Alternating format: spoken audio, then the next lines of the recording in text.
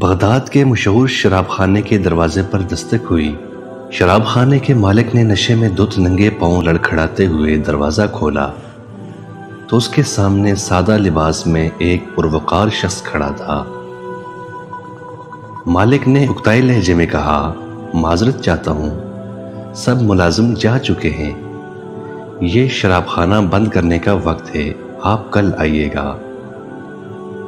اس سے پہلے کہ مالک واپس پلٹتا، اجنبی نے اس کے کندھے پہ ہاتھ رکھ کر کہا، مجھے بشر بن حارث سے ملنا ہے اور اس کے نام بہت اہم پیغام ہے۔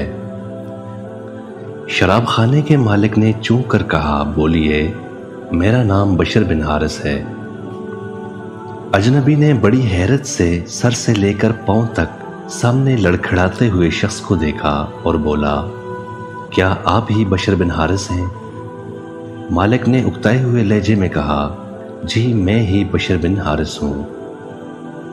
اجنبی نے آگے بڑھ کر اس کے ہاتھ کو بوسہ دیا اور بولا، سنو بشر بن حارث، خالق ارض و سما نے مجھے کہا ہے کہ میرے دوست بشر بن حارث کو میرا سلام عرض کرنا اور کہنا، جو عزت تم نے میرے نام کو دی تھی وہی عزت رہتی دنیا تک تمہارے نام کو ملے گی۔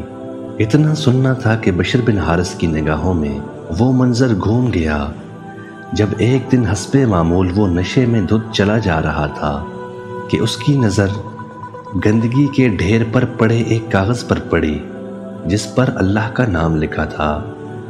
بشر بن حارث نے کاغذ کو بڑے احترام سے چوما، صاف کر کے خوشبو لگائی اور پاک جگہ رکھ دیا اور کہا، اے مالک عرش العظیم، یہ جگہ تو بشر کا مقام ہے، تمہارا نہیں۔ بس یہی ادا بشر بن حارث کو بشر حافی رحمت اللہ علیہ بنا گئی۔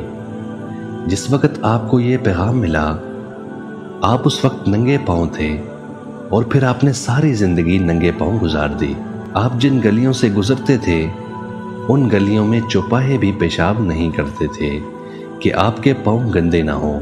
وہی بشر حافی رحمت اللہ علیہ جس کے متعلق اپنے وقت کے امام احمد بن حنبل رحمت اللہ علیہ فرمایا کرتے تھے کہ لوگو، جس اللہ کو احمد بن حنبل رحمت اللہ علیہ مانتا ہے، بشر حافی رحمت اللہ علیہ اسے پہچانتا ہے۔